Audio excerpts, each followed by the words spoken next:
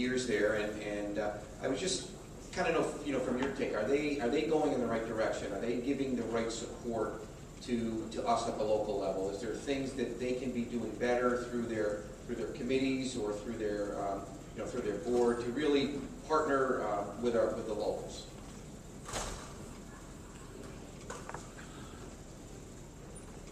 I think I'm going to stand for this one. Yeah, let me just, it's always a delicate situation when you left someplace and then you're asked to comment on it. But I'm actually happy to do that.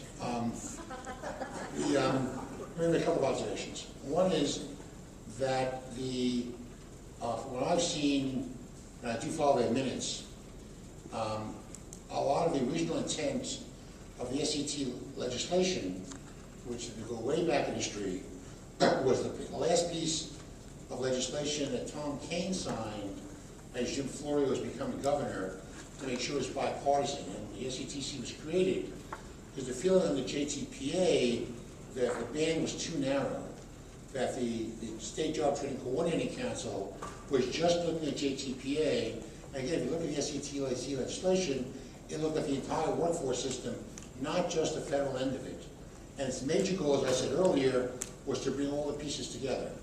What I think I've seen the SETC is gone back to what it was like before the legislation was passed, and it's just seen itself as an extension of the federal labor department and the state labor department, and not have the broader mission. Best of my knowledge, over the past 7 years, they have not done any evaluations of any programs, they have not established any new legislation, have not kept literacy as a priority. So I think they're all good people. A lot of them are people who I worked with when I was on the SETC, but I do think that the focus of it is narrowed substantially, and it feels to me much more like a fairly narrow corporate deal going on there than a place where there's creative policy and creative thinking going on.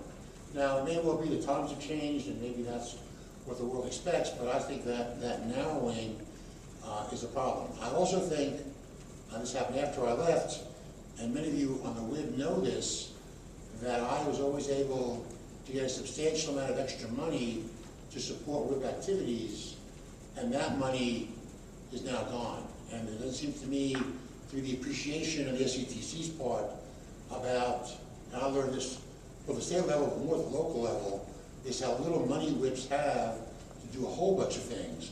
And by the way, it is also one of the problems in the federal legislation, both WIB and new legislation, that there's not clear guidance on how do you fund WIB staff. And it's not in that legislation. If I'm wrong, please tell me. No, it says you can fund, Yeah, but it doesn't. but it doesn't say how. Let me just say this. I have the same fight with Ray Haldy. I mean, I'm just saying that you've got to make it explicit. You've got to say a WIB is entitled to X. If you don't say that, then what the WIB does, and I knew this before I went local, by the way, what the WIB is forced to do is to negotiate with either the one-stop operator, with the freeholders, with whomever, and it weakens and undercuts the ability of the WIB to be independent. To be very honest with you, I have no idea why this simple thing has been done. It's just simple, it's not hard. Just put a percentage in there, they'll live with that, and move forward. But the way it is now, how are WIBs supposed to be funded when they're not being critical? No, I understand it, and just getting the legislation to say that you can support staff on boards was a big, but it doesn't say how. Well, don't say they don't have WIBs. Right. If you don't want to support them, you know what I mean? You gotta. So that's my only concern. And I do think what we have done is gone education and human services to add the up, because a lot of the planning was also done for welfare work, for adult literacy and all the rest, and it was felt reasonable, and that money's gone as well. So I believe me, I'm going longer, but I won't. Those are some of the issues I have.